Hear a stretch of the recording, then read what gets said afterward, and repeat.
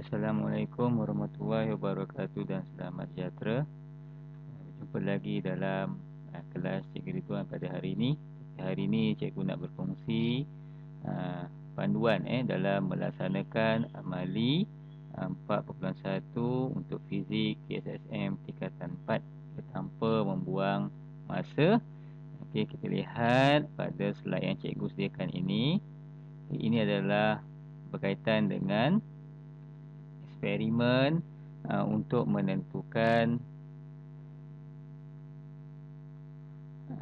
nilai muatan haba tentu untuk air untuk air. So dalam soalan ini cikgu telah menyediakan langkah-langkah atau bagaimana nak buatlah dan pautan video serta link simulasi untuk rujukan murid di rumah.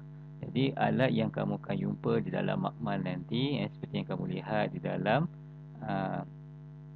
slide cikgu ini, dan kamu boleh baca. Kita ada bekalan kuasa, ini penting.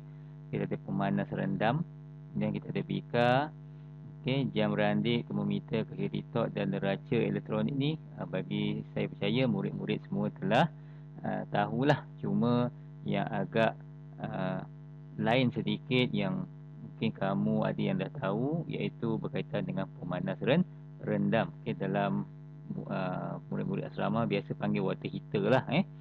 Jadi bahan utama kita adalah air dan juga kertas tisu lah. So apa fungsi kertas tisu ni adalah sebagai penebat haba lah, untuk mengelakkan haba daripada terbebas ke sekitaran, untuk memastikan haba diperangkap dengan begitu baik. Kertas tisu kita boleh pakai, kita boleh guna aluminium foil, dan kita boleh guna juga kita boleh guna bekas yang warna putih tu, polystyrene. Okey. So prosedur dia yang pertama adalah kita balut bika dengan kertas tisu. Kemudian letakkan bika di atas neraca elektronik dan set semula bacaan neraca itu kepada nilai sifar. Sekiranya alat itu tidak ada sifar, tidak menunjukkan sifar lah, ataupun ada ralat. Kemudian isi air dalam bika sehingga 3/4 penuh. Ini terpulang pada murid lah. Kamu nak guna penuh pun boleh lah, tapi kita ikutlah 3/4 penuh. Kemudian apa yang berlaku adalah ambil bacaan jisim. Ini adalah kemahiran kamu mengawal pemboleh ubah dimanipulasikan lah. Ini amat penting juga dalam ujian amali nanti. Okey, ini yang paling penting sebenarnya, macam mana kamu urus data manipulasi dan juga data yang bergerak balas. So kemudian rekod bacaan anda. Jadi kalau kamu lihat, cikgu telah tunjukkan pada kamu rajah 4.10. Di bawah ini susunan atau susun atur amali itulah, yang besar ni kita panggil dia sebagai bekalan kuasa. Yang ni yang saya cakap tadi, ni alat pemandang rendam, dan yang ini adalah kertas tisu yang telah dibalut pada bika tadi. Kita nak guna aluminium foil pun boleh. Jadi ambil bacaan suhu awal, kemudian rekodkan bacaan, kemudian hidupkan pemanah rendam, dan pada masa yang sama mulakan jam randik. Perhatikan perubahan bacaan termometer. Selepas 5 minit matikan pemanah rendah. Ini yang paling penting sekali. Maklumat nombor 9 ni atau langkah kerja nombor 9 ni yang paling penting sekali. Selepas 5 minit pemanas tadi dihidupkan dengan panduan daripada jam randik tadi, kita matikan. Kemudian apa yang berlaku adalah ambil bacaan termometer tertinggi suhu akhir terpadu, rekod bacaan anda. Okey. So dekat sini kalau kamu tak faham, cikgu ada sediakan video lah untuk kamu amati. Okey.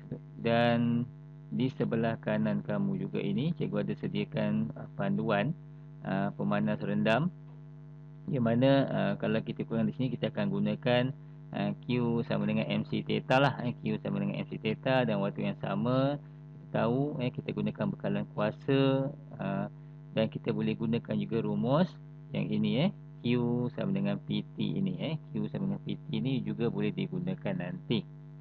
Okey. Kemudian langkah yang berikutnya adalah jadual yang kita wajib bina. untuk murid dalam melaksanakan amali.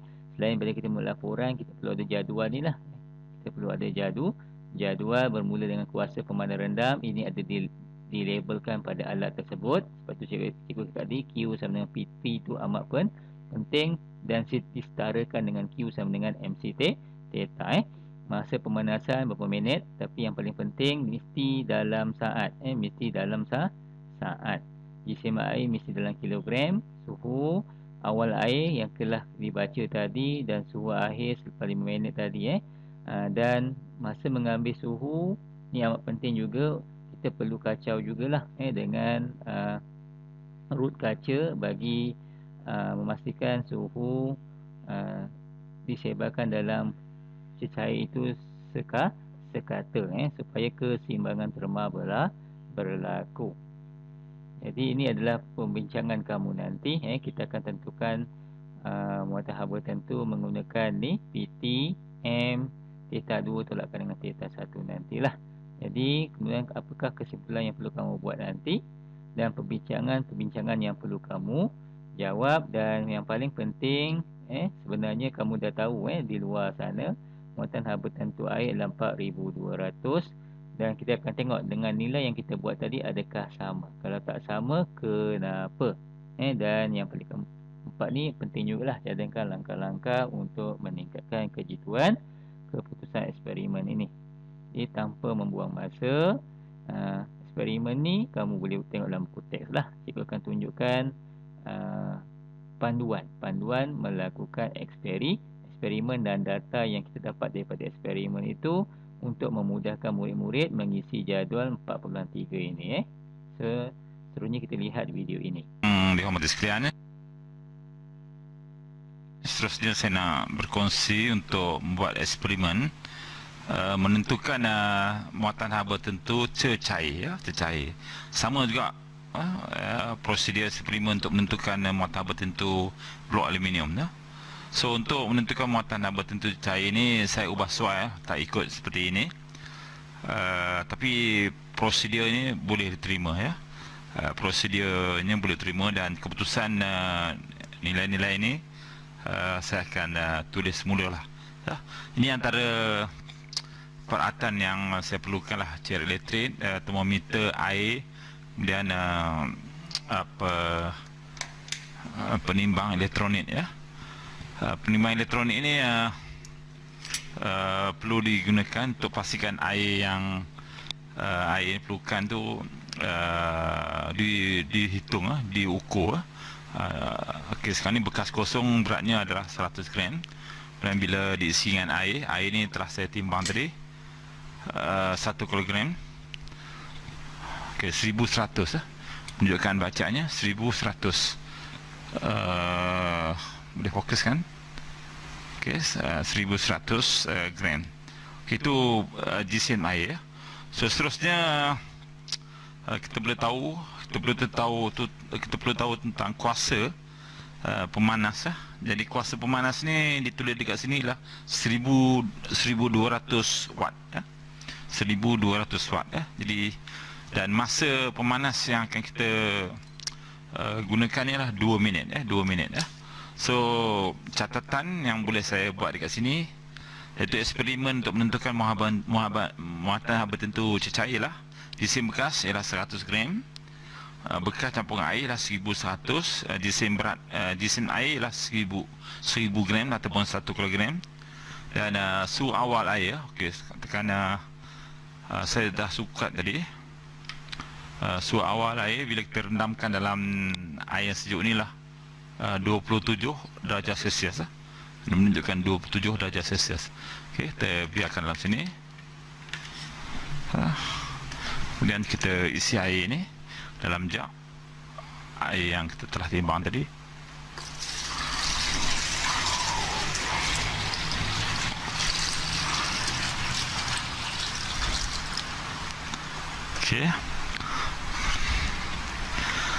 Okey, kemudian air yang terisi dalam jug ni kita akan panaskan dalam masa yang kita telah tentukan. Tunjuk sedia. Okey, mula. Okey, kita dah onkan switch dia. Untuk belajar dilarang kacau gunakan termometer ya. Kita gunakan pengacau rod. Tapi untuk cikgu berhati-hatilah ya, supaya mengelakkan boleh pecah ya. Okey, didapati ada peningkatan bacaan. Sekarang ni bacaan 60. 2 minit. Saya terlupa offkan tadi. Terus ambil 3 minit lah ya. 3 minit. Okey, 3 minit. Saya tunggu termometer ni berada pada nilai maksimum ya. Ini ada kaitan dengan keseimbangan tema ya. Saya tunggu termometer ni berada pada nilai yang maksimum. Okey, kita ambil bacaan suhu maksimum ialah 69. So kita masukkan dalam pengiraan kita yang kita perolehi daripada eksperimen tadi apabila kita buka cerik ni dalam keadaan terbuka dah ya. Bila cerik ni dalam keadaan terbuka berarti ada haba terbebas keluar ke persekitaran. So menyebabkan suhu termometer tu bukan pada tahap yang maksimum. Sepatutnya kalau cerik ni ditutup ya, dan kita gunakan lubang ni untuk letak termometer, suhu ni akan naik lebih tinggi lagi ya. Menunjukkan ada haba terbebas ke persekitaran. Kemudian sepatutnya cerik ni dibalut dengan kertas, kain ataupun bulu, mengelakkan haba terbebas keluar. Okay, saya tunjukkan pada cikgu ya. Suhu air kita dapat suhu air kita dapat 60 darjah Celsius daripada tadi. Masa pemanasan 3 minit. So daripada formula sin dengan PT over M theta, suhu air 69 tolak suhu hawa 27 darjah Celsius. So kita dapat muatan haba tentu air daripada eksperimen lebih besar daripada piawai 5142. Nilai piawai adalah 4200 joule per kilogram darjah Celsius. Sebab apa? Sebab sepatutnya nilai suhu ni suhu air ni lebih tinggi ya, tapi tidak dapat nilai yang lebih tinggi sebab terdapat haba terbebas ke persekitaran. Nak saya cuba kali kedua. Cerik elektrik ni untuk mengelakkan haba terbebas keluar. Offkan cerik elektrik ni apabila saya akan offkan cerik elektrik ni apabila menunjukkan 3 minit ya. Okey. Saya biarkan seketika supaya haba daripada pemanas tu dipindahkan kepada air, kemudian dipindahkan pada termometer sehingga keseimbangan tema berlaku. Bila saya biarkan seketika, bacaan maksimum yang dicapai oleh termometer lah 74 darjah Celsius. Okey, ini data bila saya buat eksperimen kali kedua dengan menutup bahagian atas ya. Didapati ada penambahbaikan apabila suhu air ditunjukkan oleh termometer lah 74 darjah Celsius. 74. Jadi kita dapati berbanding dengan awal tadi suhu air 69 apabila kita buka, tapi bila kita tutup 74. Tapi kalau cerik elektrik ni kita balut dengan kapas kain mungkin nilainya lebih kecil. Nilai piawai lah 4200 jadi kita dapat 4596. Jadi cikgu boleh buat eksperimen ni, boleh buat penambahbaikan untuk tunjukkan pada pelajar muatan haba tentu cecair air. Terima kasih. Okey, kamu dah lihat video itu. Okey, jadi kamu dah nampaklah